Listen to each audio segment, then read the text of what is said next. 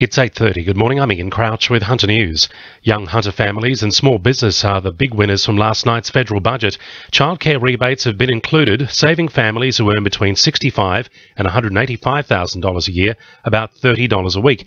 However, double dipping in parental leave will no longer be allowed. Companies and sole traders with a turnover of $2 million or less will receive a tax cut, while as of now, they can also write off any assets purchased up to $20,000. Paterson MP Bob Baldwin says it will help address the region's high unemployment rate. So that means that they'll be more productive. The more productive small businesses are, the more jobs that will be created. To back that up, we're providing support for families through childcare to make sure that they have access to childcare, affordable childcare, so they can re-enter the workforce. However, Hunter MP Joel Fitzgibbon doesn't believe these measures will create jobs. While it's welcome, $1,000 a year, for example, isn't really going to cause someone to put on an additional employee.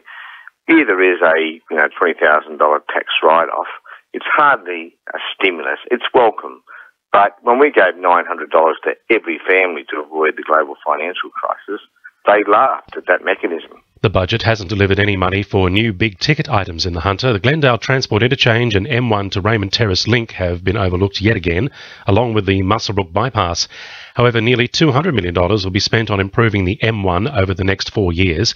There's also funding for the Turl Street Bridge duplication and the Buckets Way upgrade. To other news, 2 people have been the victims of a frightening road rage incident at Glendale. A 21-year-old truck driver is accused of pointing a gun at the pair inside a car following a traffic incident on Lake Road yesterday afternoon. Sonia Roberts from Police Headquarters says police were called and stopped the truck on Racecourse Road at Teralba. The truck and its 3 occupants were stopped and searched by police with a silver plastic replica handgun allegedly located inside the cabin. The 21-year-old truck driver was arrested, taken to Toronto Police Station, and he's been charged with possessing an unauthorised pistol and 2 counts of common assault. He's been granted conditional bail and appears in Toronto local court on the 27th of May. A mother and her 2 children have been left homeless after their weatherboard cottage went up in flames at Denman last night. Fire crews arrived at the home on Crinline Street just before midnight to find flames through the roof. The 3 occupants were treated at the scene for smoke inhalation. It's taken around 3 hours to extinguish and mop up the blaze. Police and fire investigators are trying to determine how the fire started. Public transport for inner-city Newcastle is reportedly at a political stalemate, with neither major party able to move forward on proposed plans for the rail line.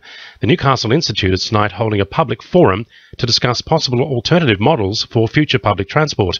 Architect and urban designer Edward Duke says transport planning in the area needs to move forward. It's really a matter of airing some options for an integrated planning and public transport outcome.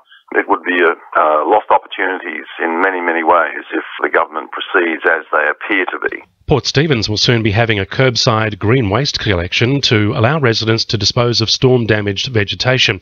Council will commence the collection at the start of next month, with the majority of properties eligible for the pickup.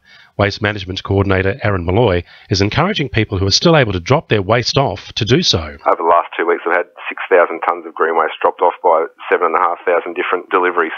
And just like to remind the residents, there are more free drop-off days coming up. So this Sunday at Raymond Terrace and Lemon Tree Passage, and then again on the 24th and the 31st of May, it'll be at Salamander Bay. Updating sport, Newcastle Jets W League representative Emily Van Egmond may get the honour of captaining the Matildas to next month's World Cup in Canada. The squad will be announced next Monday. Van Egmond has already captained Australia at a couple of matches this year. Tyrone Roberts and Kurt Gidley remain in the halves for this Sunday's Knights match against the West Tigers. Enforcer Tarek Sims says simple errors have been costing them games. A couple of us are just dropping the ball when we shouldn't be, and just taking a breath and relaxing when we shouldn't be. So, mate, like I said, the only thing we've got to do is make sure we're doing the hard yards and putting our best foot forward. And in Northern New South Wales Premier League soccer, a late goal in injury time gave Broadmeadow Magic a 3-2 victory over Adamstown last night at Magic Park. To NURFM News Time, 25 to 9.